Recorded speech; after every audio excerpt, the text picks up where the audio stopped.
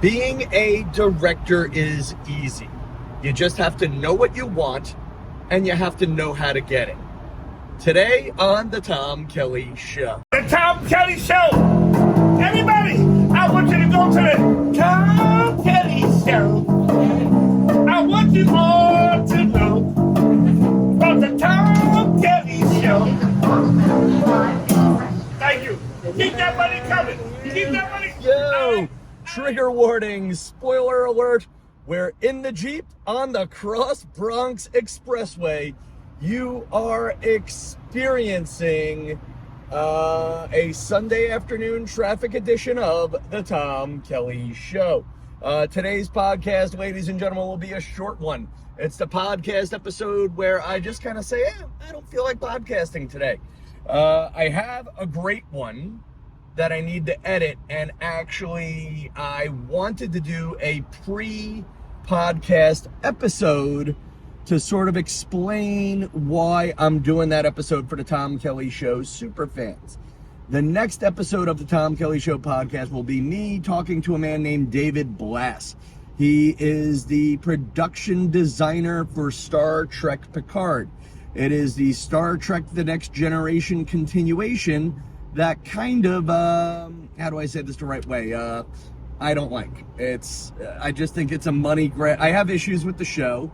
And because I'm so passionate about the show, and I'm so passionate about Star Trek, and because the Twitter algorithms keep putting things in my face that I am trying to avoid, I might have sent some very strongly worded tweets about how he and everybody who works on that show are awful people who are doing a money grab and that their product stinks. To his credit, the man answered my tweets. He retorted with facts where he could. He had great points, and I'm going to let him explain his side of the story on the next episode. So, just first, it's going to be me and a guy talking about a show most of you don't watch, but it's a show and a series I care about.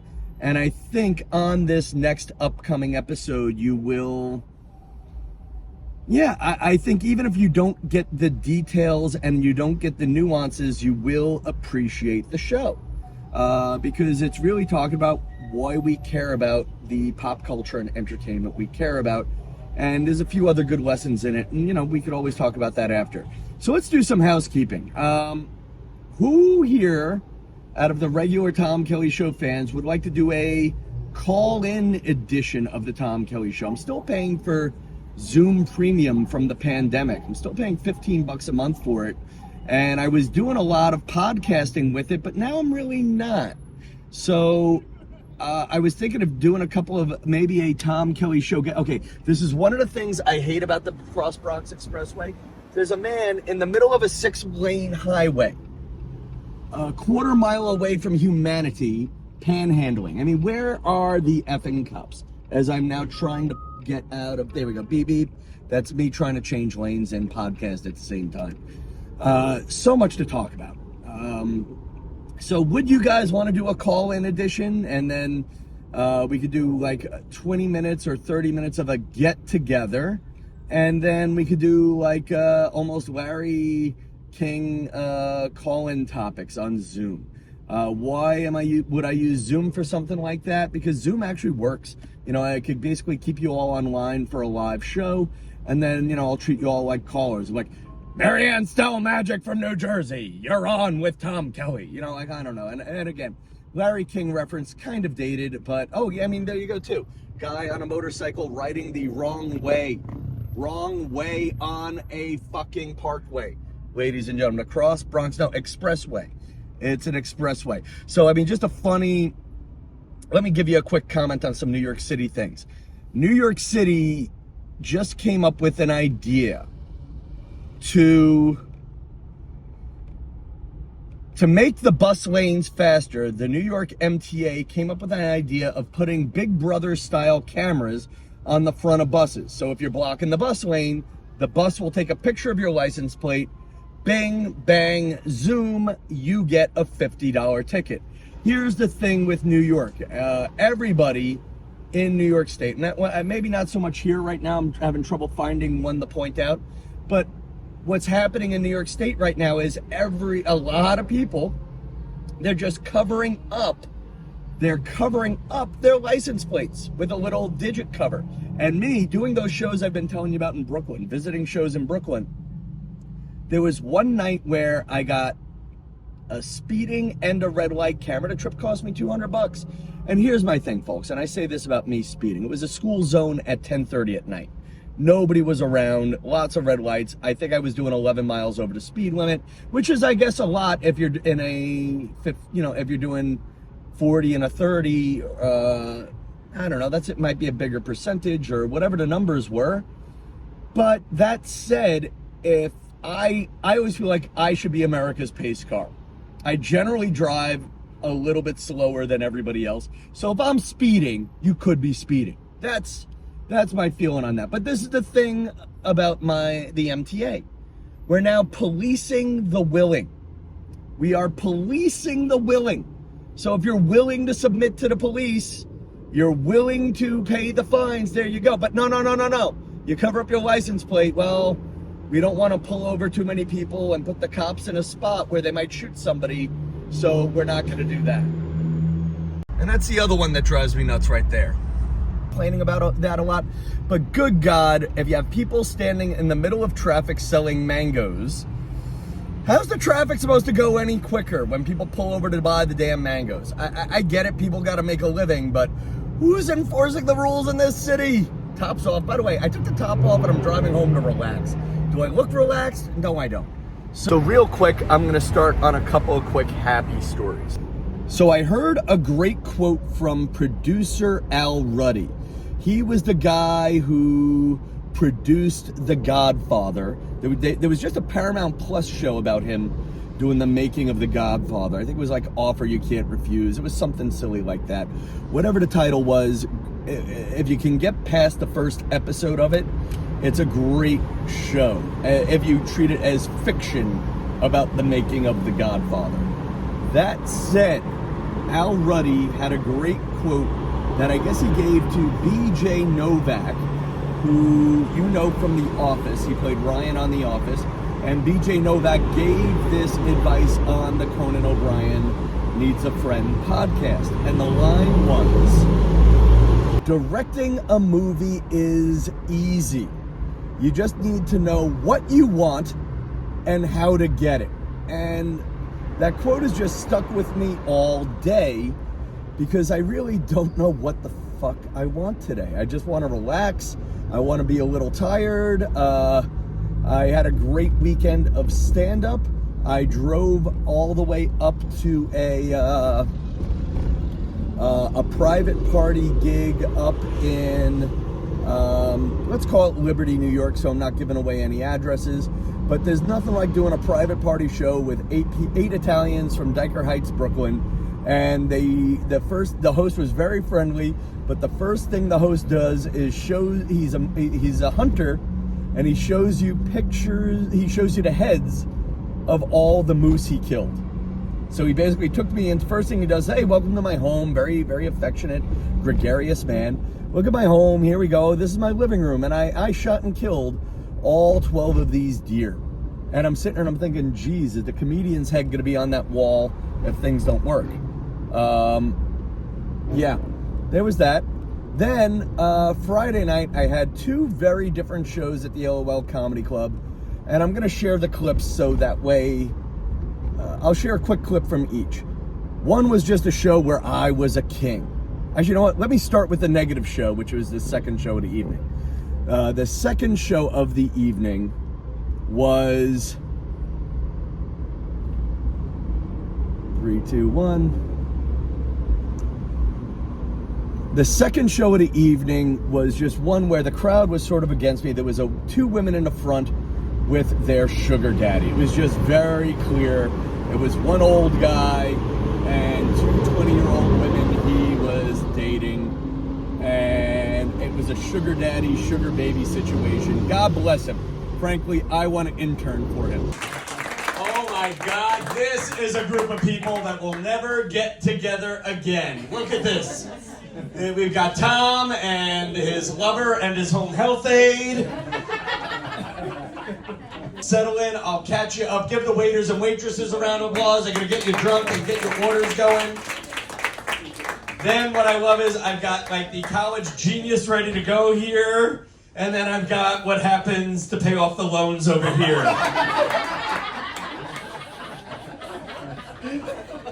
I may or may not have been a little bit mean to the guy. I may have been a little bit mean to the guy when the girl was talking during the set. And it was one of those things where I thought I was at the end of my spot. So I told this very mean joke, and then I was getting ready for the dismount, and then it got awkward. Seriously, I mean, like this is the time to wake up. You guys are on vacation, you're visiting New York. Sir, you're banging 2 women half your age. We don't have drinks yet. Get over yourself. The show fucking started a minute ago, lady, all right? Laugh it up, yuck it up. The poor waiter's lurking his ass off here, all right? No, we don't want your complaints. Let's commit, let's laugh, and honestly, you don't need to get drunk to laugh because you're fucking hanging out with him, so no. You're fucking a grandfather. You can laugh, all right? He's actually funnier than you. I know he is. He must be doing something better than me because, honestly, he's fucking a whore and not paying.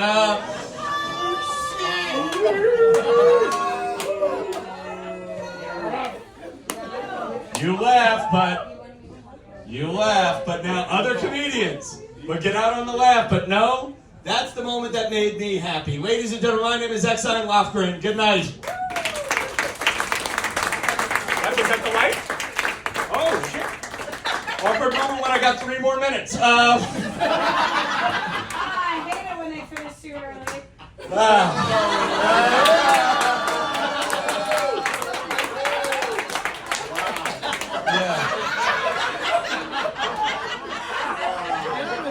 Hate it when they finish too early, but you don't mind when it takes an hour to start.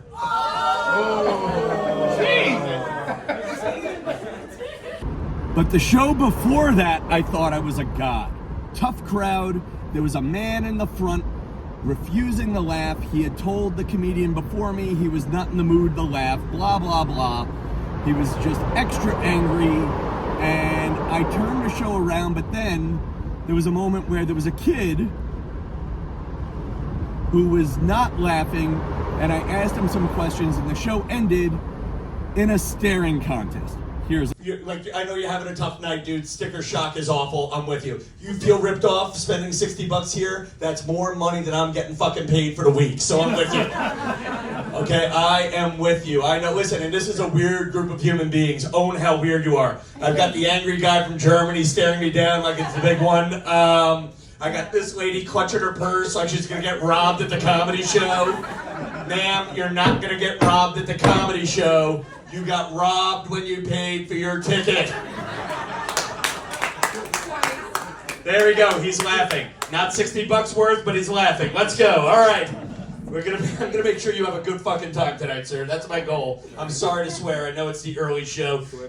Also, my brother is my beneficiary. You know what I love? The people with insurance are laughing, and the kids with student loans are confused. You. I like you. You remind me of me at your age. What's wrong with having your emergency contact be your beneficiary? White Hanes t-shirt, I'm talking to you. What's wrong with that scenario? You're the chaperone? Is he just being silent to spite me? Okay.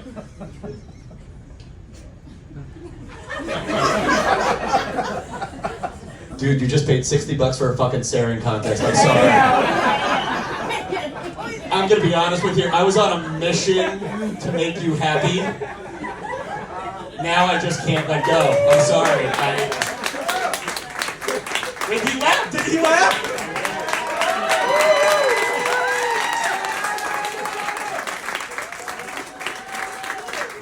That's what made you laugh? Wait, you know what I love? Wait, hang on, kid. Would you come up to the stage? Come up to the stage. of that. By the way, if you're listening to the audio version of a staring contest is going to be awful.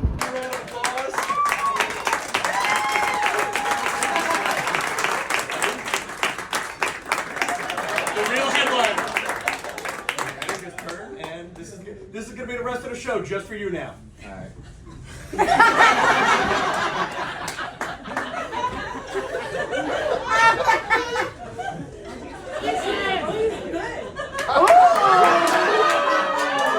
What you gonna do though?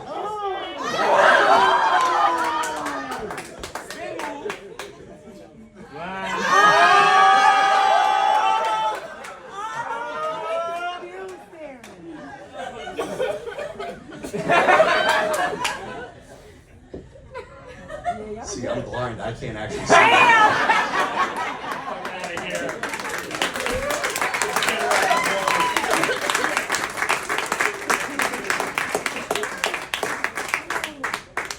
20 years in show business. First time I've ever closed with a staring contest.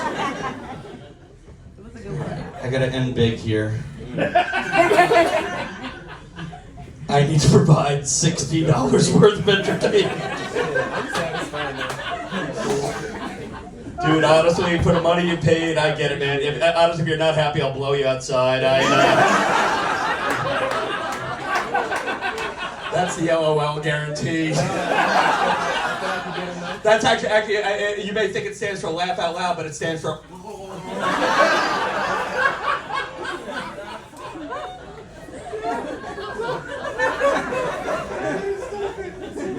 You know what I love? I'm recording this with my iPhone. I want to see the owner ask for video clips. How great would it be if the owner put that clip on the website? The LOL guarantee. So there you go. This is a little bit of a hodgepodge of a podcast because I was too lazy to edit a different episode of the podcast. And in reality, this took more editing time. But I think you got a good behind the scenes look if you're watching on the YouTube version of what my day is like. I think they call that on TikTok a GRWM, a get ready with me. So I hope you enjoyed I don't know, whatever you call the past tense of get ready with me. That's what you got today. So listen, if you're a Star Trek Picard fan, you're going to love the next episode. If not, well, I think you're going to just like the next episode. And listen, man, this is the podcast that owns the midlife crisis. This is the podcast where the offbeat come to meet. I want to do some quick shout outs. Quick shout out to Teresa Live. Glad to have you as part of the Tom Kelly circle. Also, to my friend Vinny Gracci, thank you for coming out. I do have to tell the story about how you were America's wingman this weekend. I can't wait to see you on the cruise when we go to Puerto Rico for your bachelor party. I'm not actually getting invited to a bachelor party in Puerto Rico, but it's nice to invite myself. And then what else? Who else do I want a magic mirror with? Oh, there was somebody else. Morgan Taylor Maxwell. This is your test to see if you're listening. Way to get to the Magic Mirror part of the show. And folks, listen, wherever you can like this show, thank you. Wherever you can comment, thank you. And wherever you can share it or tag a celebrity or share it with a friend, always appreciated. And until next time, friends, lots of new TikToks coming out. Lots of new, maybe a little less so on Instagram. And that's my story.